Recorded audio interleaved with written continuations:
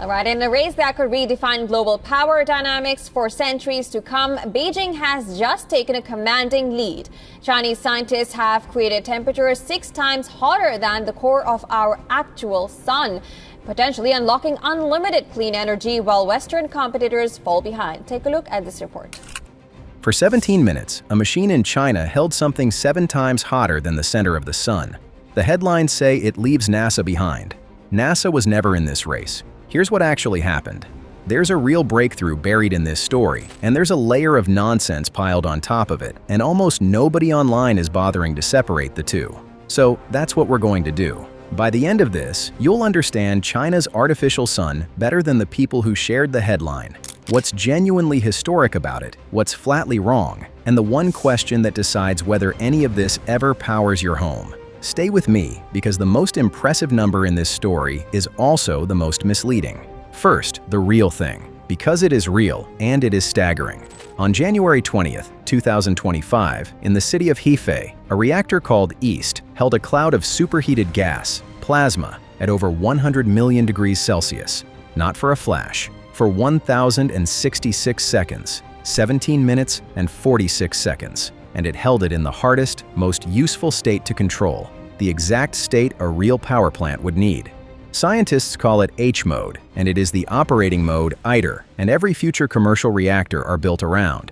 2 years earlier, the same machine could only hold that state for 403 seconds. This run more than doubled it. The climb has been relentless. 60 seconds back in 2016, 100 in 2017, 400 in 2023, and now past 1,000. Let that temperature sink in. The core of our actual sun runs at about 15 million degrees. This machine ran at 7 times that. And here's the strange part. It has to.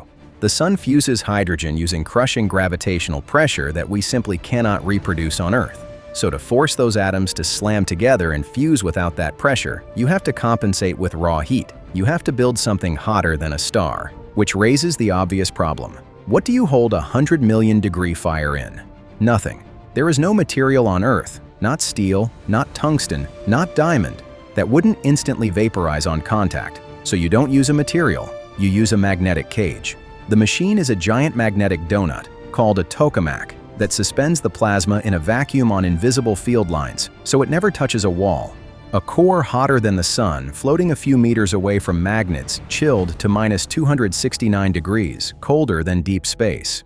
That contrast, inside one machine, is the whole miracle, and holding it steady for nearly 18 minutes is genuinely hard.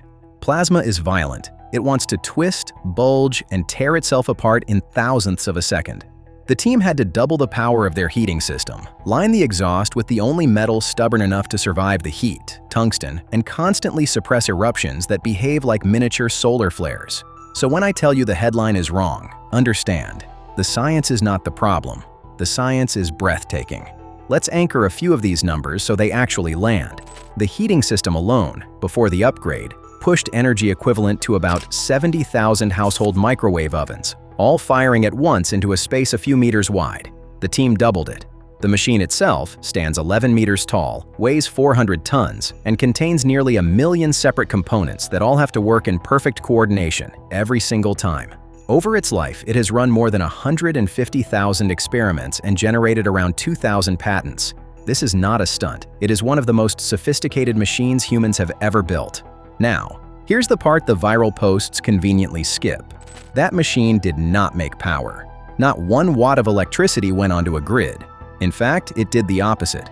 It was a ferocious consumer of electricity. The grid power needed to run the cryogenic plants, chilling those magnets, plus the 32 megawatts of heating poured into the plasma, dwarfs the tiny amount of energy the fusion reactions actually released. East burns far more than it produces, and it always has. It was never designed to generate power. It is a physics experiment built to answer one question: can you hold the fire steady? And the answer it gave is yes for nearly 18 minutes. So when you see a headline announce that China's artificial sun generated power for 17 minutes, that is simply false. It held a plasma. It did not light a single bulb. Which brings us to the headline itself: leaves NASA behind. This one isn't just exaggerated, it's a category error. And untangling it is the most useful thing I can give you. NASA is not a fusion power competitor. NASA does not build reactors to put electricity on the grid. The small fusion research NASA does run, at its Glenn Center, is a completely different animal. A method aimed at lightweight power for deep space missions, for pushing spacecraft toward other planets. Comparing EAST to NASA is like ranking a Formula One team against a submarine builder. Both impressive, totally different races. So who is America's actual counterpart? A facility in California called the National Ignition Facility. And here is the twist that flips the whole headline on its head. While EAST uses magnets to hold a thin plasma for a long time, the American lab uses 192 lasers to crush a tiny fuel pellet in a fraction of a billionth of a second. Completely different method, and that American facility has done the one thing EAST has not, the holy grail everyone is actually chasing. It produced more energy out of the fusion than the lasers put in. Net energy gain. They first cracked it in December 2022, and by 2025, they were pulling more than 4 times the energy back out than they spent to trigger it. Think of it this way. EAST is a campfire you keep alive only by pouring gasoline on it, non-stop. Ignition is the moment the fire finally catches and burns on its own. That is the line the American lab crossed, and the magnetic machines have not. So read the headline again. The story isn't that China left America behind. The story is that they are running 2 different races, with 2 different machines, and on the single metric that matters most, getting more energy out than you put in, it is the American side that got there first. The honest version is far more interesting than the lie, and it goes deeper because the whole China One framing misunderstands how fusion actually works. This is not a space race with one flag at the finish line. It is a relay. Watch how fast the record moved. EAST set the long-duration mark in January. 3 weeks later, France's Reactor beat it, 22 minutes. And the European fusion community did not treat that as crushing China. They celebrated it as a win for everyone because all of these machines are feeding the same project, a colossal international reactor called ITER, under construction in France, funded by 35 nations, including China, the United States, Europe, Russia, Japan, and Korea, all on the same team. China joined ITER back in 2006 and builds about 9% of it. Britain's reactor holds the record for energy released from real fusion fuel. Japan's holds the record for sheer size. Korea runs its own artificial sun. America's holds the energy gain record. Everyone holds a piece. Nobody holds the trophy because there is no trophy yet. And the fuel efficiency is the part that should stop you cold. In one British experiment, 0.2 of a milligram of fusion fuel released about as much energy as burning 2 kilograms of coal. A speck against a brick. It is no longer only governments either. A private company spun out of MIT is building a compact reactor that aims to cross the energy gain line within a couple of years, racing the national labs to a commercial finish, which is the honest heart of this whole thing.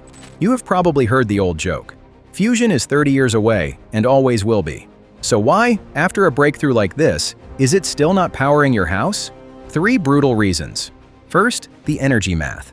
To run a power plant, you don't just need to break even. You need to win big, producing something like 10 to 30 times the energy you put in just to cover the losses of turning heat into electricity. EAST is nowhere near that. By design, it runs at an enormous energy loss. Second, the fuel. The best fusion fuel needs tritium, a form of hydrogen so rare and radioactive that it barely exists on Earth and decays within a few years. A real plant would have to manufacture its own tritium continuously in a closed loop while it runs. Nobody has ever demonstrated that loop. Nobody. Third, the machine slowly eats itself. Fusion blasts out high-energy neutrons that the magnetic cage cannot catch. They carry no charge, so they fly straight through the magnetic field and slam into the reactor walls year after year, making the metal brittle and breaking it down. We do not yet have a material that can survive that bombardment for decades. We are still inventing it. None of this erases the breakthrough. It just tells you where we really are, partway up a very long staircase, not standing at the top. So why pour billions into a machine that loses energy and can't run a toaster? Because of what waits at the top of that staircase. If we ever crack commercial fusion, the payoff is almost hard to believe. The main fuel is distilled from ordinary seawater. The amounts are so small that a bathtub of water and a laptop battery's worth of lithium could, in theory, power one person's entire life. It cannot melt down, kill the magnets, and the reaction simply stops. It emits no carbon. And the first country that makes it work doesn't just get cheaper electricity. It gets near total energy independence and enormous leverage over everyone who doesn't have it. That is why China has written fusion into its national plan, and why every major power on Earth is spending fortunes chasing it. China is not waiting on the international project to find out either. It is already building its own next-generation machines in Hefei, with a roadmap that targets an industrial prototype reactor around 2035 and commercial fusion by 2050. That timeline may slip. These almost always do, but the direction is unmistakable. The prize isn't a science award. It is the energy foundation of the next century. So strip away the headline, and here is what you are really looking at. Not proof that one country crushed another. You are looking at humanity, working in a strange mix of fierce competition and quiet cooperation, slowly learning to build a star in a box and getting, genuinely, closer. China held that star for 17 minutes. France held it for 22. America made it pay back more than it cost. Every one of those is a step. None of them is the finish line. So tell me what you actually think. After everything you just learned, is fusion the real deal, humanity's way out, or is it the breakthrough that stays 30 years away forever? One word in the comments. Real or forever? I read them.